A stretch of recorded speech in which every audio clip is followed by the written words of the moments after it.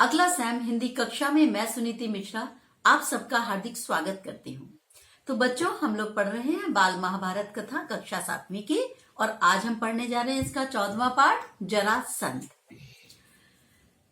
पांडव इंद्रप्रस्थ में न्यायपूर्वक राज कर रहे थे। अब पांडवों और उनके मित्रों की यह इच्छा हुई कि क्यों न राजसूय यज्ञ किया जाए। राजसूय यज्ञ क्या होता है? जो चक्रवर्ती सम्राट बनने के लिए किया जाता है। मतलब आप ये समझ लीजिए कि जो अपना राज्य है उसके आसपास के भी जो राज्य होते हैं वो भी आपके अधीन आ जाते हैं। ठीक है, तो ये इस प्रकार का यज्ञ होता है।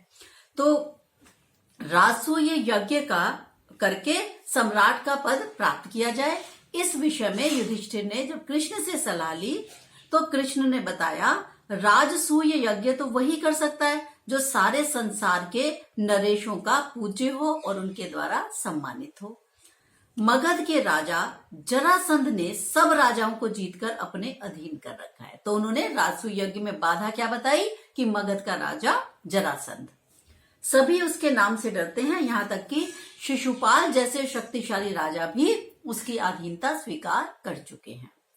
अतः जरासंध के रहते भला कौन सम्राट का पद प्राप्त कर सकता है? जब कंस जरासंध की बेटी से विवाह करके उसका साथी बन गया था तब मैंने उसके साथ युद्ध किया था और 3 वर्षों तक मैंने युद्ध किया पर अंत में मैं हार गया। तो कह रहे जब कृष्ण भगवान ने कहा जब मैं हार गया और जरासंध के आक्रमणों से परेशान होकर कि कहीं ये ना हो कि मेरी जनता परेशान रहे, तो कृष्ण ने आके द्वारका को बसा लिया था। तो कह रहे जरासंध को हराना आसान नहीं है, हम सब भी मिल जाएं तो भी जरासंध हम पर भारी पड़ेगा। अब मथुरा छोड़कर कृष्ण ने बताया कि मुझे मथुरा छोड़कर द्वारका में रहना पड़ा बिना युद्ध किए। जरासंध तो इस बात को मानेगा ही नहीं कि वो तुम्हें राजसूय यज्ञ करने दे। जरासंध आज तक पराजय का नाम तक नहीं जानता। उसके जीते जी किसी का भी वहां चक्रवर्ती सम्राट बनना असंभव है। सबसे पहले उसने जितने राजा महाराजाओं को बंदी गृह में डाला है उन्हें छुड़ाना होगा। मतलब वो इतना क्रूर था जरासंध, जिन राजाओं को हराता था ना उनको बंदी बना लेता था और कुछ एक की तो वो बलि चढ़ाने वाला था। तभी राजसूय यज्ञ करना आपके लिए साध्य होगा, कृष्ण भगवान बोले। कृष्ण की बातें सुनकर युधिष्ठिर ने राजसूय करने का विचार छोड़ देना उचित समझा, पर यह बात भीमसेन को अच्छी नहीं लगी। भीम ने कहा कि अगर श्री कृष्ण की नीति कुशलता, मेरा शारीरिक बल और अर्जुन का शौर्य सब कुछ एक साथ मिल जाए तो ऐसा दुनिया में कौन सा काम है जो संभव ना हो? भीमसेन ने क्रोधित होकर कहा।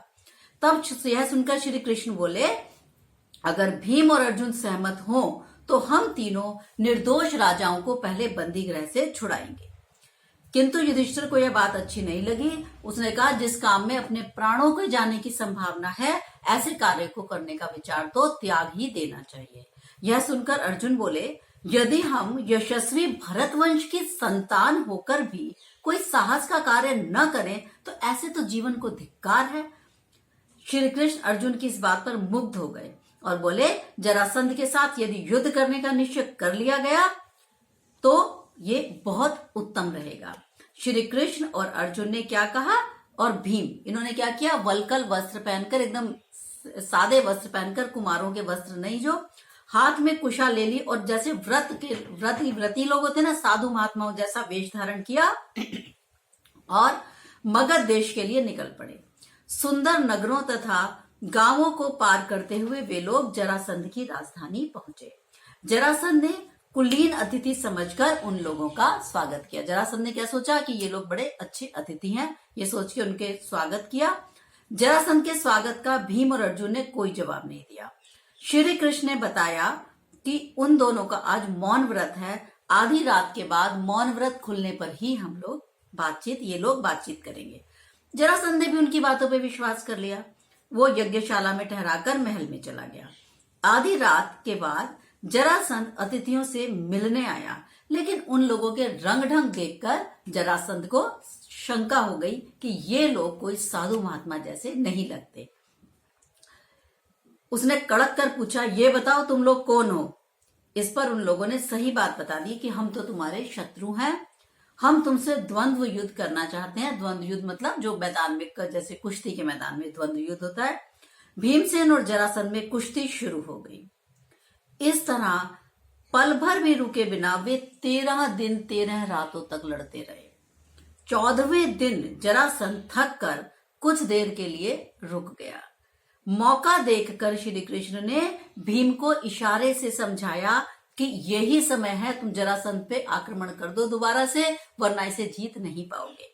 उनका इशारा समझते ही भीम ने तुरंत जरासंध को उठाकर जमीन पर पटक दिया और अजय मतलब जिसे जीता नहीं जा सकता था, इस प्रकार के दुष्ट जरासंध का वहीं पर अंत हो गया।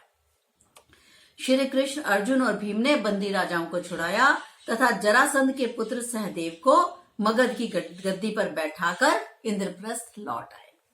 यानी उनको देखो लालच नहीं था, उन्होंने क्या किया, उसके पुत्र को ही राजा बनाया और साथ में उन बंदी राजाओं को भी छुड़ाया। यानी उन्होंने एक अच्छे काम के लिए इस कार्य को परिणाम दिया। जरासंध के वध के बाद पांडवों ने राजसूय यज्ञ किया जिसमें समस्त भारत के राजा शामिल थे।